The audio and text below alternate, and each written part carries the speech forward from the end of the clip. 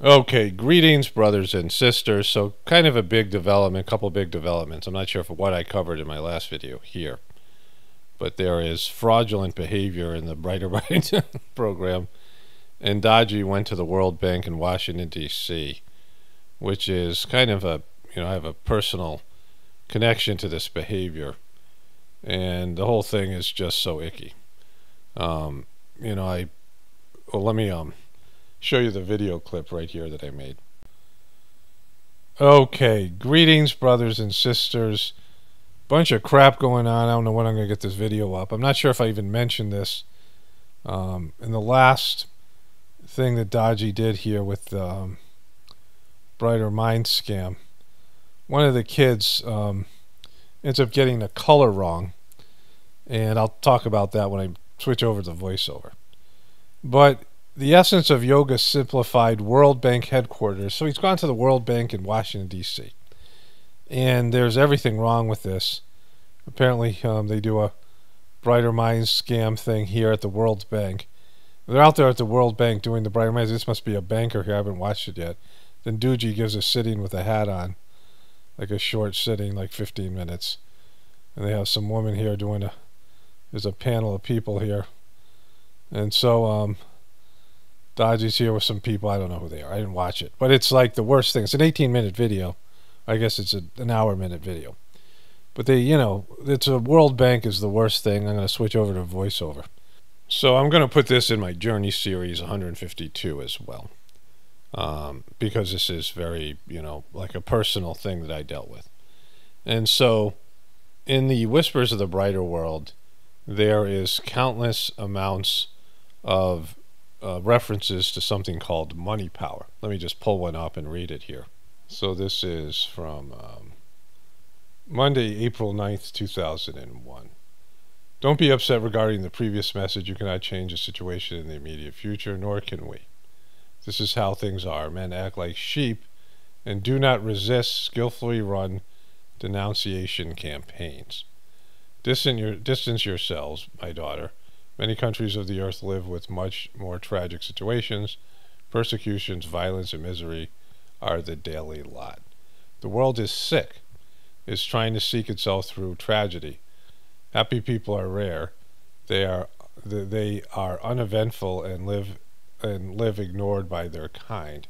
Large countries are busy in a sordid competition, which is the source of all evils, and they foment dreadful aggressions. Money power is destructive. It only guarantees all kinds of conflicts and inflicts misfortune to populations. The collective madness is accelerating. It will necessarily stop one day, by which means think about it and pray so that this poor earth, in the grip of negative forces raging therein, can resume its common sense. Babaji. Money power is destructive. It only generates all kinds of conflicts, and it inflicts misfortune to populations. Okay, so we have established here in this message alone, and like I said, money power is probably said hundreds of times in the Whispers of the Brighter World messages. It's never talked about positively. It's never talked about joining with money power, how you need money power to run the organization. And so the World Bank in Washington, D.C. is about money power, right? The whole idea is that it's supposed to be helping underdeveloped countries, and we know that that doesn't happen with the UN scam and all the rest of these things. Its stated purpose is to help these underdeveloped countries by loaning them money, but we know that the banks are evil, and just banking in itself and the whole debt-based economic system. And so what this represents to me is years and years ago, and I didn't know how important it was, and I didn't know in what way it was going to play out in terms of the fall of the mission. I didn't know what Charji had said about, or what he would say about his inner circle being the worst kind of guys. But Charji was surrounded by businessmen who I was told were all Asuric kings in the past, and they had to be watched very closely. And so these guys had, carte blanche. They could just go in and see Master Charji anytime they wanted, right? There was a gate around his cottage, and there were certain people who could just walk in anytime they wanted. They were given like a pass, some kind of a, a thumbs up, and they could just come in through security and be with Chargy anytime they wanted, right? And a big part of this is because it's hard to really articulate what it was like to be around somebody on the highest level of human evolution. But in terms of just being around loving people, people who bring you up, like there's people whose energy and their condition, their spiritual condition, will pull you up. Maybe it's a parent or a grandparent or a sibling or a friend or a mentor or something like this. Somebody who helps you rise out of from your level to a higher level. And Chargy, and a true spiritual master, is the ultimate of this expression. And when you're around somebody like that, the feelings that you have and the way they can help you elevate your consciousness and things, it's indescribable. But everyone wanted to spend as much time with him as possible because of this. And these guys used to be able to walk in and spend lots of time with Chargy and just sit in his cottage.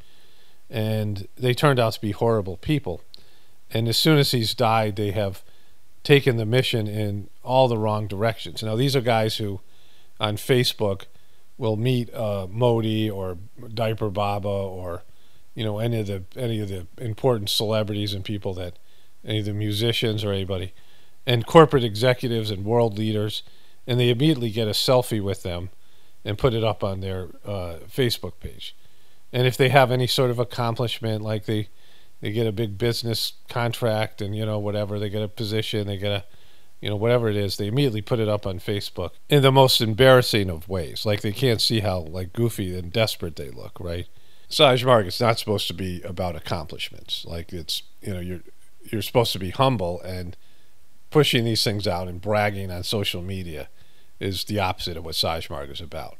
They also do it with their kids. If like a kid does well on an exam, and I saw several people chastised by other Indian people who said, what about the people whose kids fail exams? Sometimes the kids fail exams and they commit suicide, or they go into a deep depression because their exams, these kids go through, and it's such a low level of education there. Like the schools teach the questions and then they teach the answers, and the kids memorize both of them. They first learn the questions, and they memorize the answers, and then they take the test. And it's just how well they can memorize everything. It's like bizarre. Like it's the opposite of learning critical thinking skills. And there's so much pressure on the education system. And this is, also to do with the Brighter Mind scam. They're looking for any sort of an edge so that they can be successful and move to America, make lots of money, whatever it might be. And so these guys who are so self-promoting and trying to be big men are looking at these organizations that Babaji rails against in the Whispers of the Brighter World, and then before that, this idea of money power. And there is no thought of partnering with any of these evil organizations, right? They are the problem. Babaji was given instructions to bring down the current civilization and then build a new civilization on the bones of ashes, those are his words, of the last civilization. So it's the opposite of what Saj Marg is about. And they keep embracing these institutions, right? And so I was just learning about how the UN is a evil nightmare organization that does human trafficking and all the things, right? Depopulation, it's got all these agendas. And the Saj Marg system started, Chargy was, this is 2011, I think, 12. And Chargy was 12, 13 maybe. And Chargy was just, he was going to pass away in the end of 2014. So his health was falling apart, and he was starting to delegate and give these guys more and more responsibilities. And one of these clowns joined with the UN, even though Babaji wrote a letter saying, when he was asked to be a part of the UN, he said no, in a very, subtly critical letter of the UN, which I've talked about, over and over again. And then he wrote an introduction to the letter to K.C. Varadachari, to Dr. K.C. Varadachari, and said they want to, he was like mocking them. They say they want to bring about world peace by using the modern day weapons, which, you can't bring peace through war.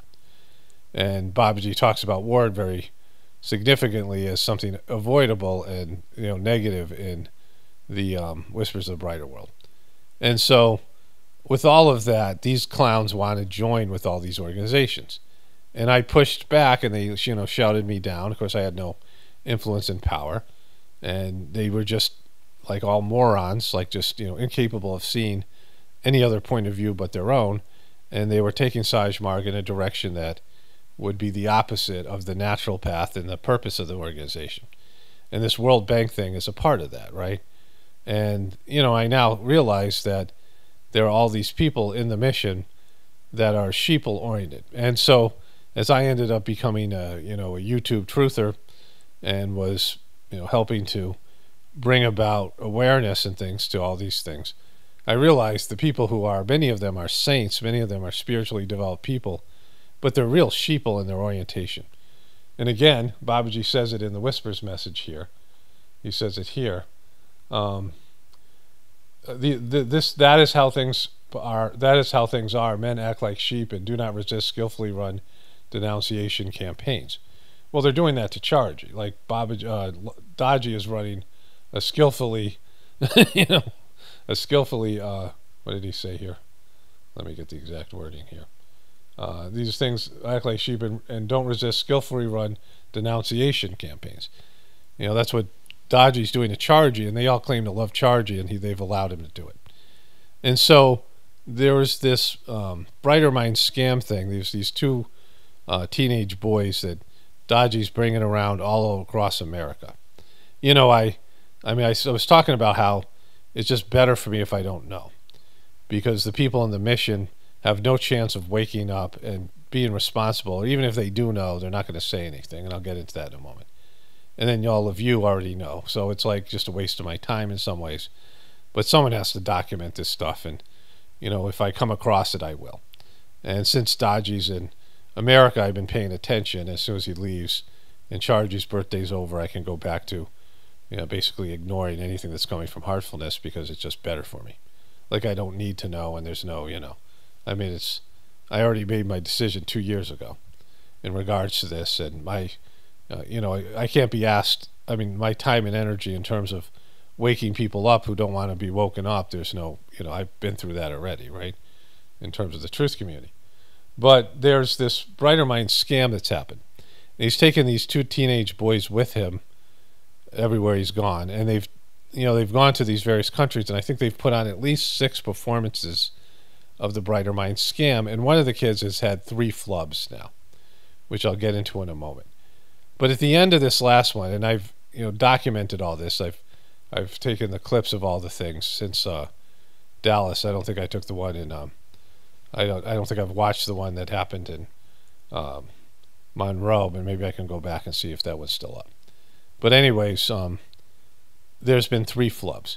And these kids at the end of the show, they talk about what Brighter Minds has done for them. And they say, contact the Brighter Minds program through brighterminds.com or any preceptor. Ask any preceptor about it. And so now all of these preceptors are being forced to pitch this Brighter Minds scam. Like even that doctor who did the work on it, right, is being forced to pitch this Brighter Minds scam. Like every preceptor has to give you information if you ask about it and help you, not help you because it's not helping you, but facilitate the connection between you and your kids to the Brighter Minds scam. And so preceptors that are, this is a private organization, this is a private business. Dooooji is making money off this. The people who run Brighter Minds scams are. Dooooji's pushing this everywhere he goes. And now preceptors have to buy into it. And I think the majority of people know it's a scam because it's just goofy. And these 2 kids, and they seem like nice kids, they're well behaved. They're not, troublemakers. But one of them, they seem to be both getting a little bit cocky. I'm sure they feel kind of important going out and giving these performances. And, it's a magic trick. So, whatever they go through, there's a whole process they go through to teach the kids to play along with the, like the kids think it's something innocent and they're just, using, doing the trick. And I don't know, like we haven't seen any of these kids grow up to be adults and talk about it, when they leave Heartfulness and they come out and they say how effed up this thing is, because that's going to happen. I guess some of them will, because a lot, especially these American kids. But there's a taller of the 2 kids, and, he doesn't need to touch or smell or, do any of the things that they say you need to do. He just needs you to hold the cube up in front of him. But he got this guy, and this guy and him are the guy was kind of a showboat. This was in Dallas. And the guy, the kid was kind of mocking the guy a little bit, and they went back and forth and stuff. And then it was the kid's turn to do it, and the guy, instead of holding the cube straight out in front of him, was moving it. Not a cube, a ball. And the ball had a non-distinct color. Like, I couldn't describe what color. It wasn't one of the major rainbow colors, right? And the kid thought it was orange, and it was kind of an off-red. I wouldn't call it orange. Like I said, it's a non-distinct color, which is a big mistake because, when you're doing a scam, and the scam is you have to say what color is, everyone has to agree on the color. And the kid's peeking through a blindfold, and he can't see it, so he says orange, and they say no. And the kid's looking at it, and he's like, well, it's orange. So he says, all right, hold it up again. And then the guy, first he says, the kid goes, oh, I got it wrong. And so the guy starts, like, spinning the cube, the ball, like he takes his arm in a circular motion. And the kid says, can you please hold it out? And it's like, well, why do you need it hold out? Like, it's just in front of you. You're not seeing it. So it's like he gets busted there. And then the guy puts it up, and the guy starts waving it up and down. Like he's performing, and he's like, this guy likes, he's a ham kind of guy. And he starts waving it up and down. And the kid says, could you stop waving it around, please?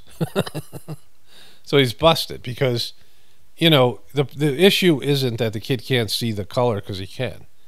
He can see the color through the blindfold, but he knows the guy's waving it around. And again, the whole idea is that you're going to use some of your other senses to compensate for being blindfolded because of this miracle, practices of rubbing your belly and touching the top of your head, goofy stuff that's been around forever. And so, you're using your sense of smell to smell the color, or sense of touch. And the kids all take the ball or the Rubik's Cube, whatever it is, and they, pretend to read the thing with their sense of touch or whatever. And they put it next to their ear and tap it to hear the color. It's like goofy stuff. It's just all performative, right? They put on a little show. It doesn't make any sense. Like, why do you have to tap? How are you hearing a color when it's not making any sound? And so the kid can see it, but he's not using any of his senses. So it doesn't matter. If the guy can hold it up or he's moving it around, it doesn't matter because you're not looking at it, right? But he is, and it's out of his field of vision. But he sees the guy moving his arms. He sees the guy waving the ball coming in and out of his field of vision. So he moves his arm down and says, can you please stop waving it around? And the only way you would know that is if he was doing it, where you could see it, right? You wouldn't sense that with your other senses. So he gets busted again in a, very brutal way. But the kid got busted before when he was reading, and the guy wrote Dooooji or heart or something on the top of the Heartfulness or whatever it was, and he was supposed to read it, but he calls the woman over, and the woman says to the guy, can you write lower? Because the guy was writing out of his field of vision because he's looking at out of the bottom part of the blindfold. That's how they do it. And so the kid couldn't see it, so he gets busted before that. That was the previous time they did the show, wherever it was, Dallas the first time or some other place. And so he, the kid got busted twice where, he was looking through the blindfold and made it clear that he was. And then this last time, this one with the World Bank, there was a guy who was in charge of Asia, the guy, in terms of the World Bank Asia, and he was asked to come up on stage, and he told everyone his name was Martin. He was earlier introduced, his name was Martin, and the kid was given his business card, and he read it as Martha because, he's reading through a blindfold. So, and so with all of that, these kids are getting busted because eventually they will, because there'll be some, it's not rehearsed, and, whatever they do, they're bringing these people in from the audience, and it doesn't work. The performances don't work. And everybody's seeing this, right? I mean, people in the audience, I'm sure many of them know about the videos. There's a couple other things. One guy says it's a magic trick and you're going to be made to disappear. Some guy who was interviewing Dooooji. And then Dooooji said at the end of this one, you think of this as magic, but it's not, right? And it's just these magic tricks, and it's goofy, and the people can see it. So all these preceptors watching this are now on the hook to tell people about the Brighter Minds scam. And I know most of them, or at least some of them, must have doubts and must see that this is so goofy and that Chargy would never engage in this Babaji. This would never be a part of the system under those guys. It's just performative and it's just goofy.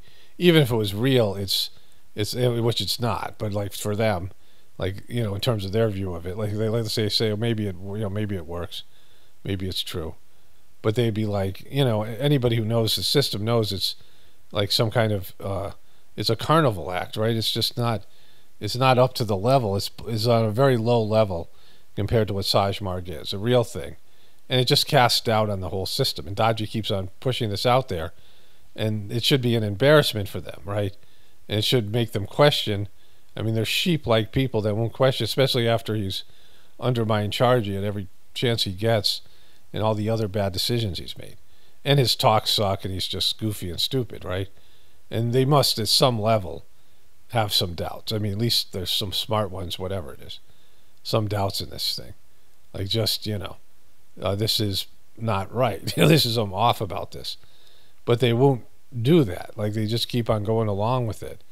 I mean, it's just pathetic, right? It's so obvious. I mean, it's being shoved right in their face. And in these goofy performances, and it's clear the kid's looking through the blindfold. And so that all happened, right? And, when I was talking to them about the UN, I had no idea these guys were capable of doing this. Of course, it's fairly obvious to me now. And that Chargy was suppressing these tendencies of these guys and not giving them any leeway and power to do this. This was their agenda. And no matter how much he told them it would be wrong or, what the real way was, or maybe they don't even read the books. I mean, I dealt with this when I had email exchange with them, and I'm like sending them quotes and letters from Babaji about the UN and all these things, literature and all the things, ways that this was wrong, joining with the UN and what the UN was really about, and what kind of organization it was, and how people who knew about that, which is lots of people who have a negative opinion, it's split down the middle like 50-50. Like 50% of the people in the world don't like the UN or distrust it or have suffered from the UN. UN has done devastating things to countries and people. And so there's lots of people who are suspicious. Gaddafi, for example, who was taken out by the UN when he was a good leader for his people, and they just took him out because of the gold dinar they was pushing to replace the petrodollar and these other things, right? That had nothing to do with him being, that was just, him doing what was best for his country, right? And so the UN sucks, and these people suck. And I didn't think this could happen, but it's obvious to me now. And then all the people just went along with it. There's so many sheeple, Babaji and Lalaji and Chargy all said they wanted lions, but what they got is a whole mission of sheep, And now you have Dooooji who's just leading the sheep, and Dooooji's like a sheep himself, and the people around him, and all these things. And so it's just bad. It's really, really, really frickin' bad. I mean, it's just, there's no other way to talk about it. Only spirituality will save this world. It's Paul Romano, definitely reporting for the Apocalypse and the Ascension. Everyone have a blessed day and be grateful.